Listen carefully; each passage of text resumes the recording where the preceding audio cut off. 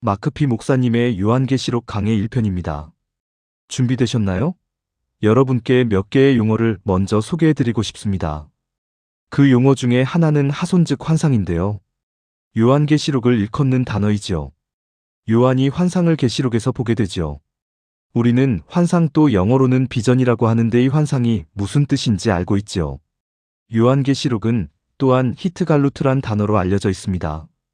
제가 쉬는 시간에 우리 공동체에 계신 분 중에 한 분께 이 단어를 더 정확히 알려고 이 단어 히트갈루트에 대해서 물어봤는데요. 그분이 놀라운 것을 알려주셨습니다. 그분이 말씀하시기를 환상은 요한계시록의 환상 비전은 어떤 것이냐면 점진적인 계시라고 합니다. 지난 예배 때 여러분께 벌써 말씀드렸는데요. 마치 이방인의 충만함이 이방인의 성숙함이라고 한 것과 같습니다. 시작하는 시점이 있지만 성장하고 자라나서 충만한 계시 가운데로 들어가는 것이죠. 그래서 요한계시록은 점진적인 것입니다. 그저 순간적인 환상으로 모든 것을 보는 것이 아닌 것입니다. 마치 조금씩 열어서 더 보게 되는 것이죠. 어두운 창문 사이로 조금씩 보는 것과 같습니다. 그런데 이 용어에 대해 개인적으로 제가 놀랍다고 생각한 것은 환상이 점진적인 것뿐만 아니라 반응을 또한 수반하게 됩니다. 마치 요한이 무엇인가를 보고 나서 하나님께서 반응하시면 요한이 반응하고 또 하나님이 반응하시고 요한이 또한 반응하게 되는 것처럼 말이죠. 환상과 반응이 콤보같이 함께 가는 것이죠. 환상은 점진적일 뿐만 아니라 반응이 함께 간다는 것입니다. 그리고 하나님의 명령과도 같습니다. 자, 하나님이 명령하시면 우리는 어떻게 해야죠? 반응해야 합니다. 히트갈루트에 대해 흥미로운 것을 또한 찾게 되었는데요. 히트갈루트의 갈루트라는 그 단어의 뜻은 포로라는 뜻이에요. 요한은 밤모섬에서 포로였다는 것을 우리는 다 알고 있습니다. 우리는 예수와께서도 하늘의 포로로 계시며 이 땅에 다시 오고 싶어 하는 것도 알고 있습니다. 그런데 흥미로운 것은 요한계시록의 이름을 보면 요한이랑 계시록이 함께하는 합성어인데요. 그렇다고 요한의 계시는 아닌 것입니다. 요한을 통해 계시가 알려진 것이죠. 요한계시록의 첫 구절을 보면 이 책은 예시야에 대한 계시임을 알 수가 있습니다. 요한은 예수야랑 동행했고 가장 친한 친구였어요. 요한계시록에서는 바른 관점에서 예시야에 대한 환상을 우리가 보게 될 것입니다. 자, 화면에 바미드바드라는 단어가 있지요. 광야에서란 뜻입니다. 우리는 창세기, 출애굽기, 레위기, 민수기, 신명기라고 각 그 책에다가 이름을 붙였지만 히브리어로는 창세기를 베레시트라고 합니다. 태초에란 뜻이지요. 첫 구절의 첫 단어를 따서 성경의 첫 번째 책에 이름을 짓게 된 것입니다. 그래서 창세기가 히브리어로 베레시트가 된 것입니다. 출애굽기는 쇠모트라고 합니다. 이름들이란 뜻이 있습니다. 출애굽기 처음에 보면요. 그 구절의 이름은 이러한이라고 시작하거든요. 그래서 쇠모트라고 해요. 이름들. 그리고 레위기는 바이크라고 합니다. 바이크라는 여호와께서 모세를 부르신다라는 뜻입니다. 바이크라. 그가 부르셨다라는 뜻을 갖고 있어요. 민수기에 대한 단어를 들을 때 우리는 숫자에 대해 생각하게 되지요. 하지만 히브리어로는 민수기가 바미드바르라고 불리우고 광야에서라는 뜻입니다. 광야에서 하나님께서 모세에게 말씀하셨기에 유대인들은 민수기를 바미드바르라고 부릅니다. 신명기는 데바림, 말씀드리란 뜻이죠. 신명기라는 단어 자체가 어떤 의미를 여러분에게 선사하지요? 아무런 의미도 주지 않습니다. 제 생각에 신명기는 라틴어에서 온 이름인데 반복이란 의미로 알고 있습니다.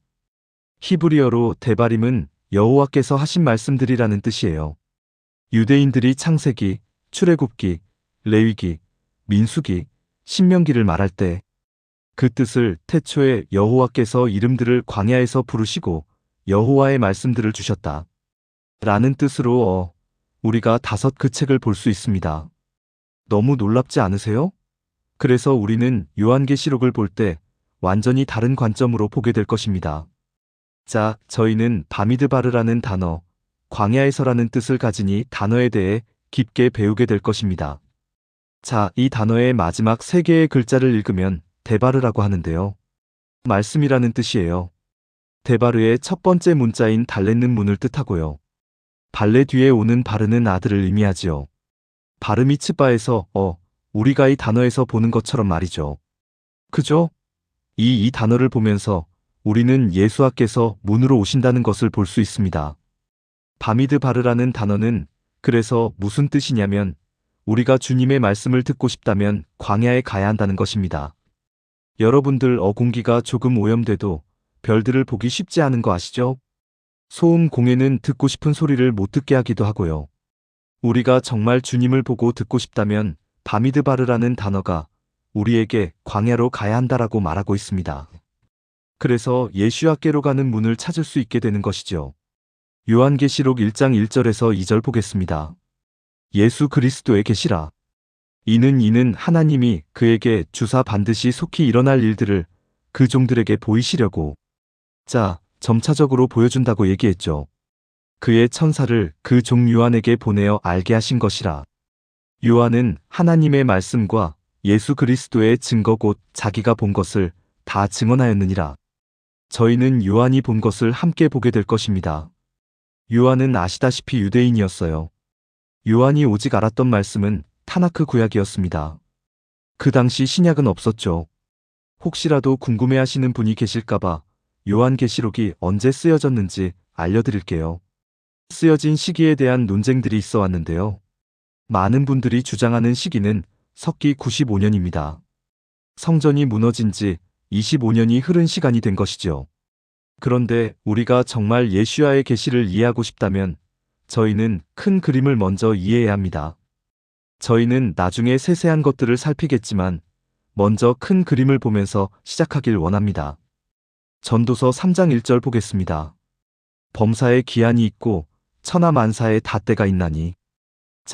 범사의 범사는 모든 일이죠. 모든 일에 기한과 목적이 있다고 하지요. 이 말씀에 왜 하나님께서 만물과 사람을 처음에 지으시고 이 세상을 시작하셨을까요? 하나님은 우리가 정말로 꼭 필요하신 걸까요? 하나님은 시작하실 때에 마지막을 벌써 선포하셨어요. 하지만 여러분께 다시 여쭙니다. 왜 하나님은 만물과 사람을 지으시면서 이 세상을 시작하셨을까요? 잠언서에는 모든 것에 목적이 있다고 그렇게 말씀하셨습니다. 하나님께서는 목적이 있으신 것입니다. 그럼 그분의 목적이 무엇일까요? 하나님은 그분의 이야기에 이 모든 것이 포함되길 원하신 것이었어요. 하나님은 그분의 창조 가운데 그분을 드러내길 원하십니다. 하나님은 숨바꼭질하는 것을 좋아하세요. 보이시진 않아도 어디든 다 그분의 손길이 있지요. 하나님께서 이 세상을 창조하신 이유는 그분이 창조 이야기의 일부가 되시고 우리에게 그 숨결을 느끼게 하시기 위함입니다. 주님은 숨바꼭질을 하길 원하세요. 만약 이 세상이 하나님으로부터 창조되지 않았고 우연히 그저 있는 것이라면 사람에게 목적이 있다라고 말할 이유가 없겠지요. 우연히 모든 것이 생겼다면 우리는 목적 없는 삶을 살고 있는 것입니다. 창조에는 결정적인 이유가 있습니다. 여러분, 토라는 물과 같다라는 것을 여러분들 아시죠? 네. 그래서 토라는 하늘에서 내려오는 것입니다. 하박국 2장 14절에 이는 물이 바다를 덮음같이 여호와의 영광을 인정하는 것이 세상에 가득함이니이다. 지구상에 물 즉 바다가 많지요. 이처럼 하나님은 창조물을 통해 드러나시길 원하십니다. 고대 미드라시에 보면 하나님은 세상의 가장 낮은 곳에 당신의 집이 있길 원하셨습니다라고 써 있어요. 물은 토라와 같다고 제가 말씀드렸죠. 네. 그리고 물은 항상 낮은 곳으로 흘러갑니다. 하나님은 가장 낮은 곳을 찾으십니다. 만약 여러분이 현재 상황이 가장 밑바닥에 있다고 생각하시면, 그러니까 가장 어려운 상황 가운데 있다라고 생각하시면 그곳에 바로 모든 물이 흘러가는 곳이라고 생각하시면 됩니다. 신명기 29장 29절 보겠습니다. 감추어진 일은 우리 하나님 여호와께 속하였거니와 나타난 일은 영원히 우리와 우리 자손에게 속하였나니. 하나님의 목적이 이제 나와요. 이는 우리에게 이 율법의 모든 말씀을 행하게 하심이니라. 하나님의 율법 즉 토라를 우리가 던져버리면 우리를 향한 목적을 던져버리게 되는 것이에요. 그리고 감추어진 일이 드러나게 되는 것도 모르게 되는 것이죠. 하나님의 토라를 오직 사랑하고 갈망하면 성경적인 계시가 열리는 것입니다. 영화를 보거나 책을 읽을 때 우리가 중간에서 시작하지 않지요. 책의 결론을 확실히 이해하고 싶으면 책을 어디서부터 우리가 시작해야 할까요? 처음부터 시작해야 하지요. 타나크 구약의 예수야를 이해하지 못하면 요한계시록의 예수야를 알 수가 없습니다. 왜냐하면 구약은 예수야의 완전한 계시이기 때문이에요. 예시야께서 엠마오로 제자들이랑 걸어갈 때 그분께서 토라를 열어주시고 그분 자신을 토라 속에서 보여주신 것입니다. 이렇게 우리는 토라 속에서 예수야를 봐야 합니다. 우리는 창세기에서부터 예수야의 계시를 봐야 하는 것입니다. 하나크의 모든 중요한 주제들이 다 요한계시록에 모여 있다는 것을 여러분 알고 계신가요? 우리는 왕 되신 메시아를 위해 무엇을 해야 하는지, 유대인들이 말씀에 충실하기 위해 어떤 성경 구절들을 사용하여 메시아를 설명하는지, 그리고 앞으로 무엇이 이루어질지 볼 수 있게 되는데요. 유대인들이 말하는 것 중에 하나는 메시아께서 여호와의 절기를 재확립시킬 거라고 합니다. 요한계시록의 보멸로 하샤냐가 성취되어지는 것을 볼 수 있어요. 열방을 향한 주님의 심판이 있고 대환란이 오게 되며 또한 사단을 향한 마지막 심판이 있습니다. 요한계시록의 옴키푸르가 성취되어지는 것을 또한 봅니다. 이스라엘의 영광이 회복이 되죠. 메시아의 혼인식이 또한 있습니다. 요한계시록에서 수이 성취되는 것을 보게 됩니다. 수콧은 메시아의 킹덤의 성취이고 성전에서의 예배가 회복되며 하나님께서 다시 그분의 백성과 함께 거하시게 되는 것입니다. 스가랴서 14장 16절에서 17절 보겠습니다. 예루살렘을 치러 왔던 이방 나라들 중에 남은 자가 해마다 올라와서 그 왕만군의 여호와께 경배하며 초막절을 지킬 것이라. 땅에 있는 족속들 중에 그 왕 만군의 여호와께 경배하러 예루살렘에 올라오지 아니한 자들에게는 비를 내리지 아니하실 것인즉 자 비는 토라를 뜻합니다. 예수와께서 살아있는 토라가 되십니다. 경배하러 올라오지 않으면 생수를 얻을 수 없는 것입니다. 유대인들은요, 메시아가 군대 장관임을 믿습니다. 그 말씀은 어디에 써 있을까요? 스가랴서 14장에 있습니다. 스가랴서 14장 3절에서 4절. 그때에서 나가사 그 이방 나라들을 치시되이 왕의 전쟁 날에 싸운 것 같이 하시리라. 그날에 그의 발이 예루살렘 앞 곧 동쪽 감람산에 서실 것이요. 감람산은 그 한가운데가 서로 갈라져 매우 큰 골짜기가 되어서 산 절반은 북으로 절반은 남으로 옮기고 메시아이신 예수야께서 처음 오셨을 때는 군대 장관으로 오시지 않았어요. 그래서 많은 사람들이 예수야가 메시아이심을 믿지 않았지요. 초림하셨을 때는 고통받는 종으로 오셨어요. 재림하실 때는 군대 장관으로 오실 것입니다. 사도 요한은 스가랴서를 읽었기 때문에 스가랴에 써 있는 말씀을 알고 있었어요. 요한계시록 19장 11절을 보겠습니다. 또 내가 하늘이 열린 것을 보니 보라. 백마와 그것을 탄 자가 있으니 그 이름은 충신과 진실이라. 그가 공의로 심판하며 싸우더라. 요난 요한은요, 스가랴서를 읽어서 알고 있었습니다. 그는 스가랴서 14장 3절에서 4절의 그 전쟁의 장면이 그가 본 환상의 일부였어요. 12지파에 흩어 있었지만 그들이 다시 모이는 것도 말씀에서 볼 수 있었지요. 신명기 28장 64절에서 67절을 볼 건데요. 토라의 말씀인데 요한계시록에도 언급되어 있습니다. 여호와께서 너를 땅 이 끝에서 저 끝까지 만민 중에 흩으시리니 내가 그곳에서 너와 내 조상들이 알지 못하던 목석 우상을 섬길 것이라. 그 여러 민족 중에서 내가 평안함을 얻지 못하며 내 발바닥이 쉴 곳도 얻지 못하고 여호와께서 거기에서 내 마음을 떨게 하고 눈을 새하게 하고 정신을 산란하게 하시리니 내 생명이 위험에 처하고 주로 두려워하며 내 생명을 확신할 수 없을 것이라. 내 마음의 두려움과 눈이 보는 것으로 말미암아 아침에는 이르기를 아하 저녁이 되었으면 좋겠다 할 것이요 저녁에는 이르기를 아하 아침이 되었으면 좋겠다 하리라. 온 땅 가운데 백성이 크게 흩어짐이 있을 거라고 써있지요. 그렇지만 스바냐서 3장 20절을 우리가 한번 보겠습니다. 내가 그때에 너희를 이끌고 그때 너희를 모을지라. 내가 너희 목전에서 너희의 사로잡힘을 돌이킬 때에 너희에게 천한 만민 가운데서 명성과 찬을 얻게 하리라. 여호와의 말이니라. 사도 요한은 백성의 흩어짐에 대해 말씀에서 읽었지만 또한 그들을 모을 것에 대해서도 타락해서 읽었어요. 하나님께서 그들을 어떻게 회복시키실지 알았습니다. 이사야도 읽었었겠지요. 이사야에 있는 구절들이 요한계시록에 많이 기록되어 있습니다. 자, 이사야서 11장 12절.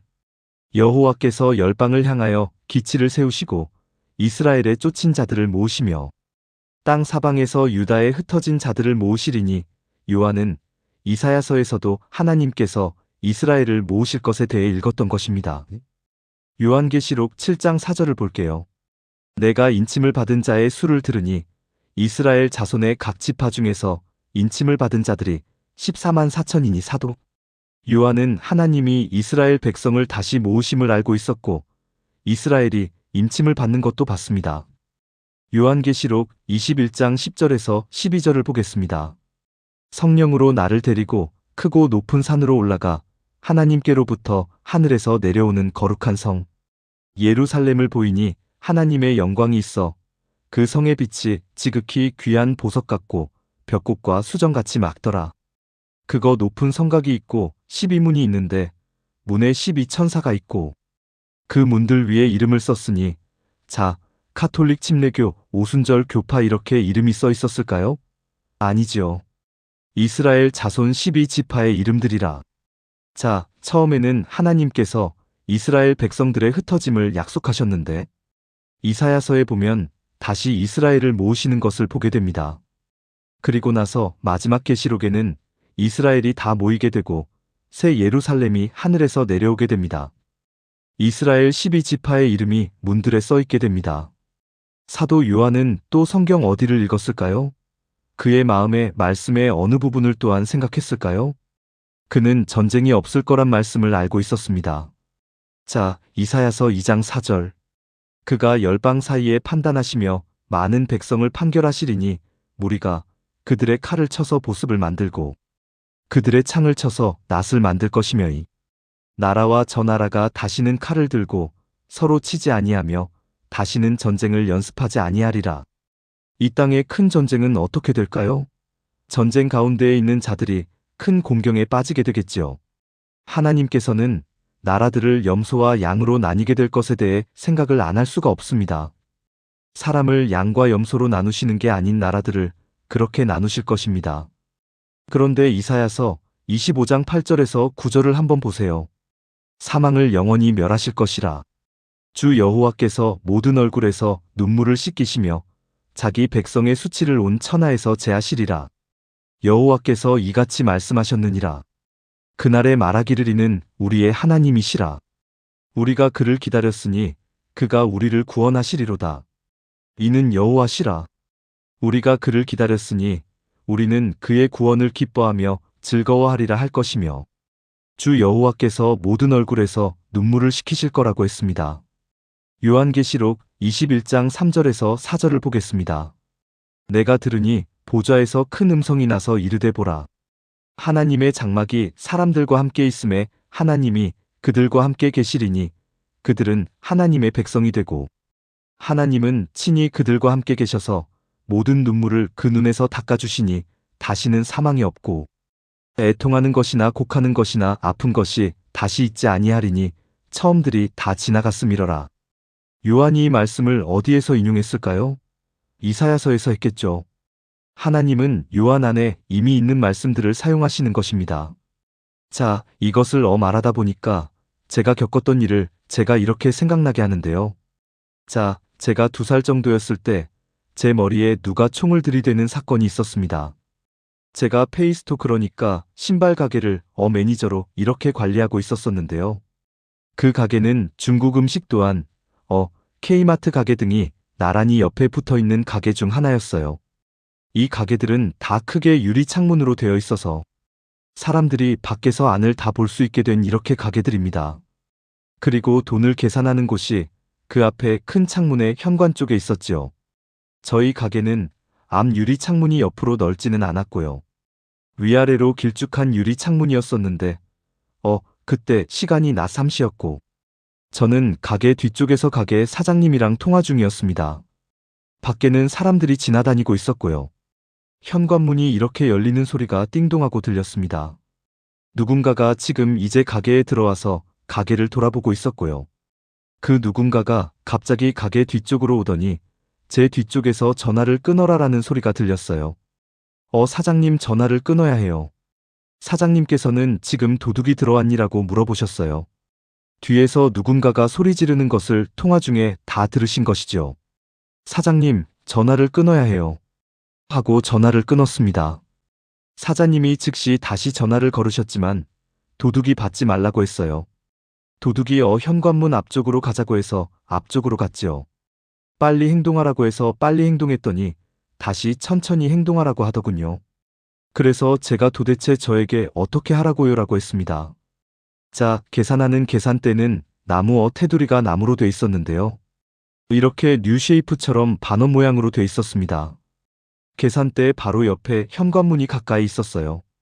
도둑은 계산대 바로 뒤에 있었고 계산대에 그의 가방을 던졌습니다. 그때 낮이었고요. 사람들은 창밖을 걸어 다녔지요. 저는 이전에는 도둑질을 당해본 적이 한 번도 없었어요. 근데 제가 계산대로 가서 두 손을 항복한다는 뜻으로 올렸더니 손 당장 내려라고 하더군요. 한 번도 도둑을 당한 적이 없어서 그래요. 도대체 무엇을 원하세요? 자, 그러면서 제가 계산에 돈을 꺼내 도둑의 가방에 넣었어요. 그런데 가방을 고수하는 그에게 바로 넘겨주기보다는 제 손을 좀 개선대 그 밖으로 뻗어서 그 가방을 들고 있었지요. 당장 그 가방을 갖고 나가길 원하는 마음이었었습니다. 그런데 도둑이 계산대를 돌아오더니 제 뒤까지 와서 갑자기 총을 제 머리 뒤에 대더니 가게 뒤쪽으로 가자고 했어요. 이건 절대 좋은 사인이 아니었죠. 그래서 제가 속으로 싸워야 하나, 도망가야 하나 계속 생각하고 있었습니다. 이 사람이 마약을 했는지 술에 체했는지, 왜 그러나 오만 가지 생각들이 제 안에서 요동치고 있었습니다. 저는 당시 주님을 영접한 지 2년밖에 안 됐었습니다. 성경에 대해 거의 모르고 있었어요. 제가 어렸을 때는 카톨릭 신자였기 때문에 성경을 공부한 적도 없었습니다. 정말 성경에 대해 무지했었습니다. 그런데 제가 자라오면서 시편이랑 잠언을 읽었었습니다. 그래서 적어도 시편과 잠언은 제가 읽어서 알고 있었지요. 그래서 제가 지금 도둑과 함께 가게 뒤쪽으로 가고 있었는데 갑자기 놀라운 성경 구절이 생각났었어요. 가게 뒤쪽으로 가면서 도둑이 머리를 땅에 대라라고 했지요. 내 머리에다가 총을 쏘려고 하는구나 라고 생각했습니다. 그런데 어디선가 음성이 들렸어요. 귀로 들렸던 게 아니었기 때문에 도둑이 들을 수 있는 음성이 아니었습니다. 그 음성은 주님으로부터 온 것임을 알았습니다. 어떻게 들었냐고요? 저는요, 제가 죽게 될 거라고 생각했는데 그 생각이랑 완전 다른 음성이었기 때문에 주님의 음성이었음을 알았습니다. 머리를 땅에 대라고 말하자마자 이전에 제가 읽었던 그 잠언 말씀이 생각났어요.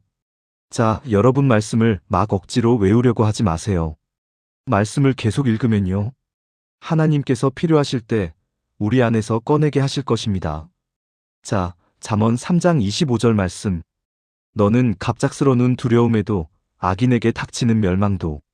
너는 갑작스러운 두려움에도 악인에게 닥치는 멸망도 두려워하지 말라.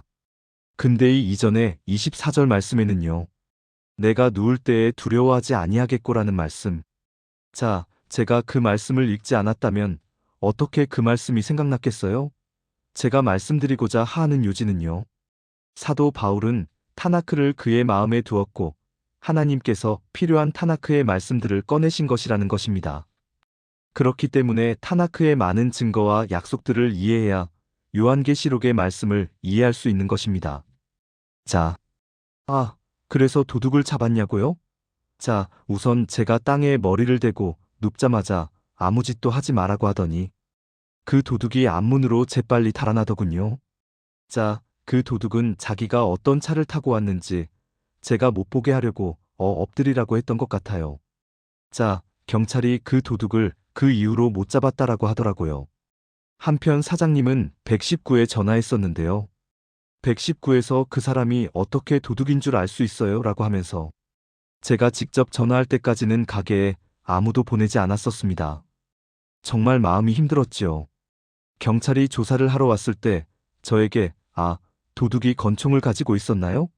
아니면은 그 리볼버 그 다른 종류의 총을 가지고 있었나요? 라고 했는데 아니 제가 어떻게 알아요? 제 말을 겨누고 있는데 저는 모르지요. 저는 뭐가 다른지도 모르겠고 그 총이 이것인지 저것인지 이런 뭐가 다른지도 모르겠고 오히려 경찰이 총의 다른 점을 저에게 설명해야 할 판이었는데 경찰은 아마도 제가 훔쳤거나 어딘가에 돈을 숨기지는 않았는지 확인해 보려고 했던 것 같아요. 도둑이 그저 몇백 불밖에 훔쳐가지 않았으니까 말이에요. 창세기에 보면요. 주님의 나라를 잃어버리지만 요한계시록에 보면은 주님의 나라를 되찾게 됩니다. 이사야서 2장 17절에서 19절을 보겠습니다. 그날에 자고한 자는 굴복되며 교만한 자는 낮아지고 여호와께서 홀로 높임을 받으실 것이요. 우상들은 온전히 없어질 것이며 사람들이 아멸과 토굴로 들어가서 여호와께서 땅을 진동시키려고 일어나실 때에 그의 위엄과 그 강대하심의 영광을 피할 것이라. 요한계시록 6장 15절에서 17절의 요한은 무엇을 보는지 우리가 한번 보겠습니다.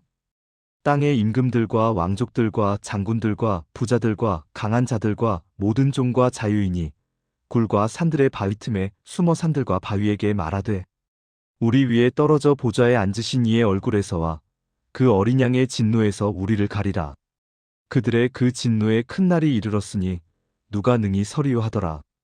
요한이 지금 이 말씀을 어디서 인용했을까요? 이사야서 2장 17절에서 19절입니다. 요한계시록 전체를 보면 우리가 이제 앞으로 한 구절씩 보게 될 텐데요. 다 구약과 연결되어 있습니다. 연결고리들을 보게 되면 요한계시록을 이해하는데 도움이 될 거예요. 토라의 명예를 회복하기 위해서는 토라가 확대되어져야 합니다. 그래서 온 열방이 예루살렘에 와서 배우게 되는 것입니다. 예루살렘이 전 세계의 수도가 되는 것입니다. 현재는 모두가 평화를 유지하려면 예루살렘이 이스라엘 수도가 될 수가 없는 상태이지요. 미가서 4장 1절에서 2절을 보겠습니다. 끝날에 이르러는 여호와의 전에 산이 산들의 꼭대기에 굳게 서며 작은 산들 위에 뛰어나고 민족들이 그리로 몰려갈 것이다. 곧 많은 이방 사람들이 가며 이르기를 오라 우리가 여호와의 산에 올라가서 야곱의 하나님의 전에 이르자. 그가 그의 돌을 가지고 토라를 가지고 우리에게 가르치실 것이니라. 우리가 그의 길로 행하리라 하리니 자이는 율법 토라가 시온에서부터 나올 것이요 여호와의 말씀이 예루살렘에서부터 나올 것임이라. 요한계시록 21장 23절에서 26절에는 무엇을 볼 수 있을까요? 예루살렘은요 온 세상의 수도가 될 것입니다. 말씀을 보면 그 성은 해나 달의 비침이 쓸데없으니 이는 하나님의 영광이 비치고 어린 양이 그 등불이 되심이라. 만국이 그 빛 가운데로 다니고 땅의 왕들이 자기 영광을 가지고 그리로 들어가리라. 모든 부귀가 예루살렘으로 간다고 지금 이사야서에 써있죠. 계속해서 말씀을 보면 낮에 성문들을 도무지 닫지 아니하리니 거기에는 밤이 없음이라. 사람들이 만국의 영광과 존귀를 가지고 그리로 들어가겠고 무엇이든지 속된 것이나 가증한 일 또는 거짓말하는 자는 결코 그리로 들어가지 못하되 오직 어린 양의 생명책에 기록된 자들만 들어가리라. 초능력적인 평강이 이스라엘 땅에 있을 것을 우리는 알고 있습니다. 역사상 이스라엘은 그리 평화가 있었던 땅은 아니었어요. 이사야서 11장 6절을 보겠습니다. 그때에 이리가 어린 양과 함께 살며 표범이 어린 염소와 함께 누우며 송아지와 어린 사자가 살찐 짐승이 함께 있어 어린아이에게 끌리며 이것이 바로 초능력적인 평강을 말하는 것입니다. 이사야서 11장 9절을 함께 볼까요? 내 거룩한 산 모든 것에서 해됨도 없고 상함도 없을 것이니 이는 물이 발아될 덮음같이 여호와를 아는 지식이 세상에 충만할 것임이니라. 하박국서에서 읽은 말씀이랑 일치하는 것입니다. 읽은 9절처럼 초능력적인 평강이 있을 거라는 것을 우리는 알게 됩니다. 요한계시록 21장 6절에서 8절을 보겠습니다. 또 내게 말씀하시되 이루었도다. 나는 알파와 오메가요 처음과 마지막이라.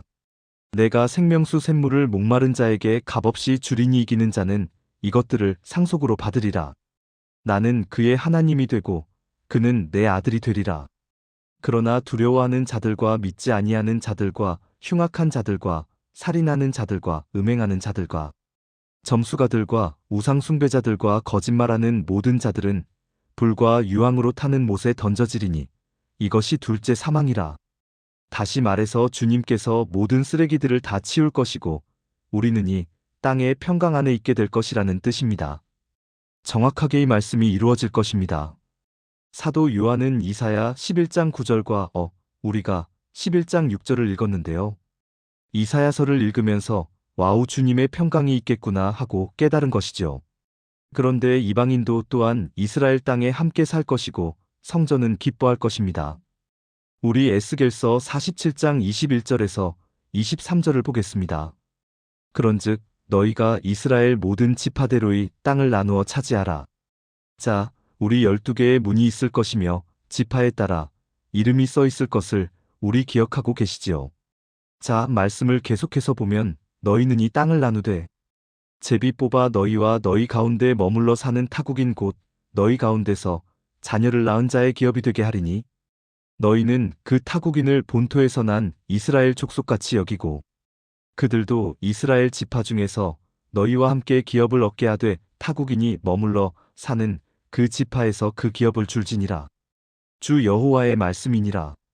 타국인들은요, 그들의 지파의 문을 통해 들어갈 것입니다. 요한계시록 5장 9절에서 10절을 보겠습니다. 그들이 새 노래를 불러 이르되 두루마리를 가지시고 그 인봉을 떼시기에 합당하시도다.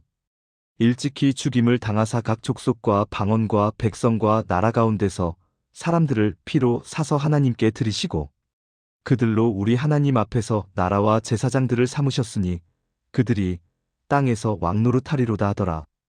요한계시록에서 우리가 읽는 모든 것은 구약에서 온 것입니다. 자, 요한계시록 22장 3절에서 5절 볼게요. 다시 저주가 없으며 하나님과 그 어린 양의 보좌가 그 가운데에 있으리니 그의 종들이 그를 섬기며 그의 얼굴을 볼 터이요 그의 이름도 그들의 이마에 있으리라. 하나님의 이름이 그들의 이마에 있는 것이죠. 적그리스도는 숫자를 주는데 말이죠. 계속해서 말씀을 보면 다시 밤이 없겠고 등불과 햇빛이 쓸데 없으니 이는 주 하나님이 그들에게 빛이심이라. 그들이 세세토록 왕노릇하리로다. 자, 제가 특별한 것을 알려드릴게요. 카이아듬에 대해 들어보신 적 있으신가요? 반대되는 것이 한 곳에 함께 만나게 되어 서로 하이라이트가 되는 것을 뜻합니다. 자, 이런 것을 여러분이 이제 보시게 될 거예요. 이런 카이아즘적인 그 구조로 요한계시록이 써 있음을 보게 되실 것입니다.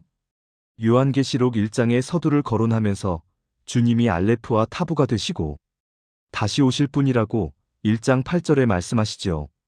마지막 장인 22장에서는 결론을 말씀하시면서 다시 알레프와 타부가 되시는 분께서 그분께서 다시 오심을 22장 12절에서 13절에 말씀하고 계십니다. 보이시다시피 같은 내용이 서로 반대되는 곳에서 언급되고 있음을 봅니다. 그것이 카이아이라고 해요. 계시록 2장 3장에서는 7교회가 나오게 됩니다. 그리고 어계시록 21장에서는 7교회가 하나가 됩니다. 주님의 신부로서요. 7개의 다른 모임이 아닌 하나의 신부가 되는 것이죠. 계시록 4장 5장에서는 하나님의 24장로안의 말이 생물의 환상이 나옵니다. 19장 20장에서는요. 또 다른 하늘에서 24장로안의 말이 생물의 환상을 보게 됐는데요. 이것이 또 반복이 되는 것입니다. 그리고 나서 계시록 6장에서 9장까지는 7인 14만 사명의 인친 7 나팔 또한 반란에 대해서 나옵니다. 계시록 14장에서 19장까지는 7 재앙, 어린 양의 노래, 7 대접, 반란이 나옵니다. 계시록 10장에서 11장은 천사와 2 증인이 나와요. 13장에서는 용과 2 짐승이 나옵니다. 서로 같은 내용들이 나오는 것을 보고 계시죠. 그러면요. 핵심은 어딜까요? 요한계시록의 핵심은요. 12장입니다. 여자와 아이와 요이 나오지요. 카이아즘적인 구조를 볼 때 12장이 핵심이 됩니다. 저희가 앞으로 계시록을 공부하면서 이런 구조로 보게 될 것입니다. 여인과 아이와 용이 나오는 12장을 보면요. 12장 17절에 용이 여자에게 분노하여 돌아가서 그 여자의 남은 자손, 곧 하나님의 계명을 지키며 예수야의 증거를 가진 자들과 더불어 싸우려고 바다 모래 위에 서 있더라. 자, 이렇게 써 있는데요. 저한테는 이 구절이 요한계시록의 핵심이라고 생각해요. 12장 17절 말씀하는 것입니다. 요한계시록 전체에 초점을 가지고 있는 것이 바로 이 12장에서의 이 구절이라고 생각하는데요. 자, 용, 여자, 아이가 있죠. 그리고 아이는 하늘로 올라갔습니다. 여인의 시에 그 남은 자와 원수가 전쟁을 하게 되지요. 그러면요. 남은 자들은 누구이지요? 17절에 말하는 하나님의 계명을 지키고 메시아 대신 예시야의 증거를 가진 자들입니다. 메시아이신 예시야의 증거를 가졌지만 율법을 지키지 않은 크리스천들이 현재 있고요. 율법을 지키지만 메시아이신 예의 증거가 없는 유대인들이 있습니다. 우리가 함께 율법을 지키고 메시아이신 예수의 증거를 가질 때 모든 것이 이루어지게 되는 것이죠. 흥미로운 것은 용이 여자의 후손 즉 여자의 시에 그 남은 자들이랑 전쟁을 치르는데요. 자, 잠시만요. 왜 남자의 후손, 남자의 시라고 해야지 여자의 후손이라고 하면 안 되는 거 아닌가요? 창세기 3장 15절을 보겠습니다.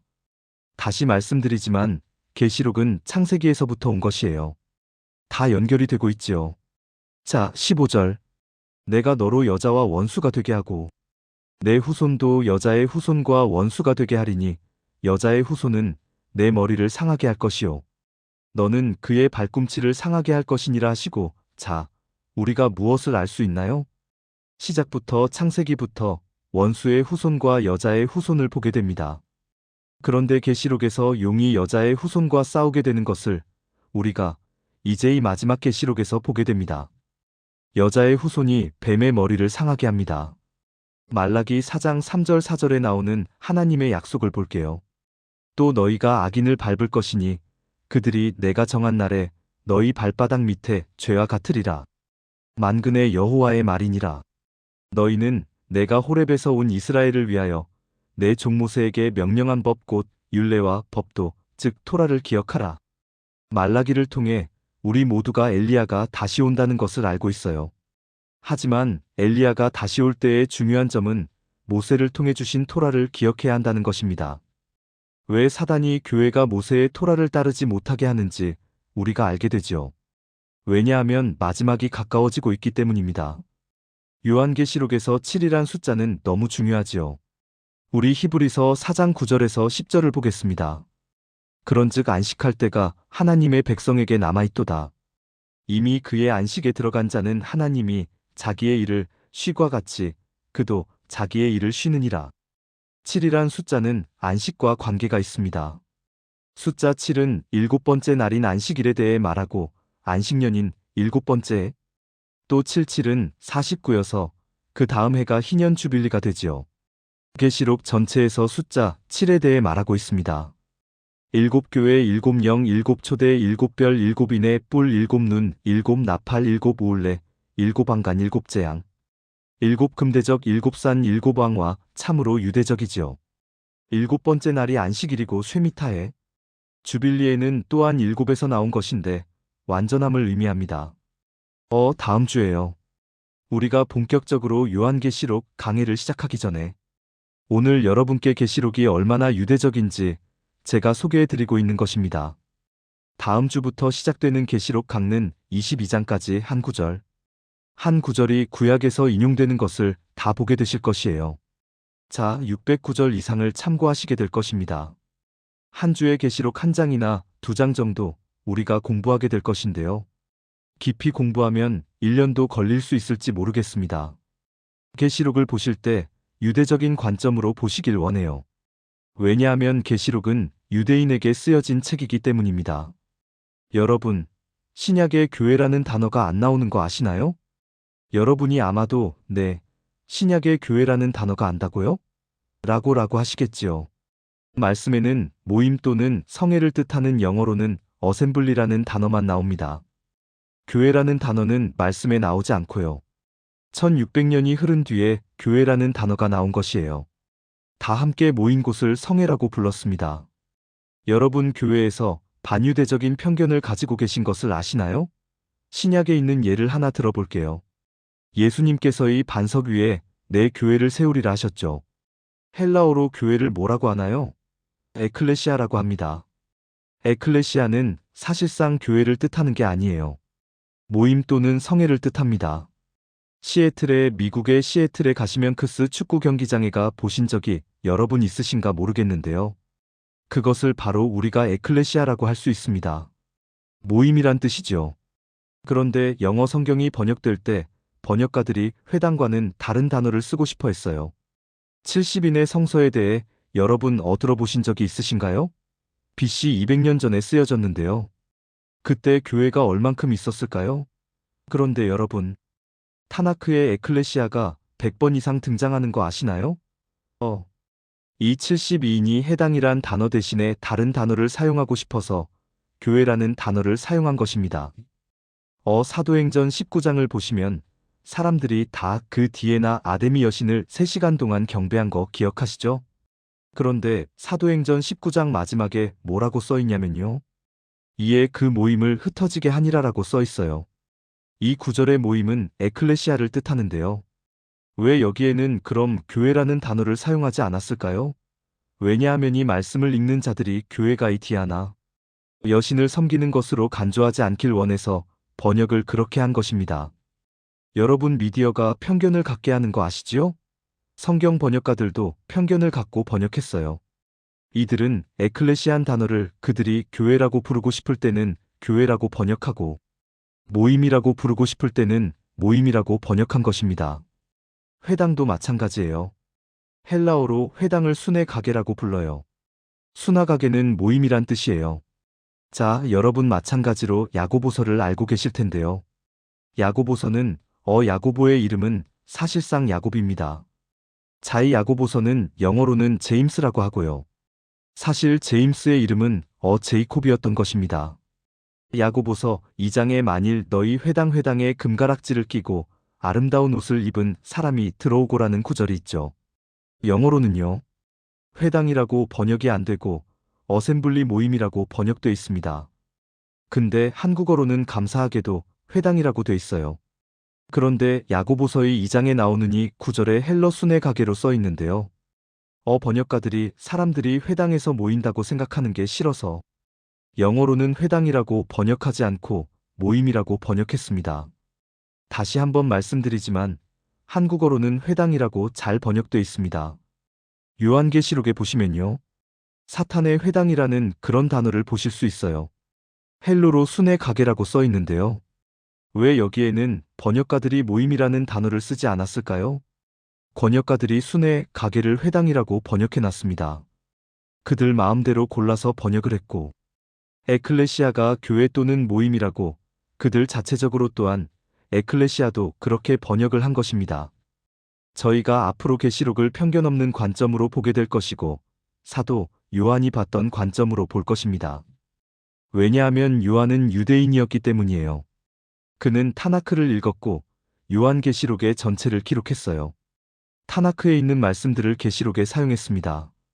자, 여러분, 요한계시록에 함께 하실 준비 되셨나요? 그럼 다음 주에 함께 보겠습니다.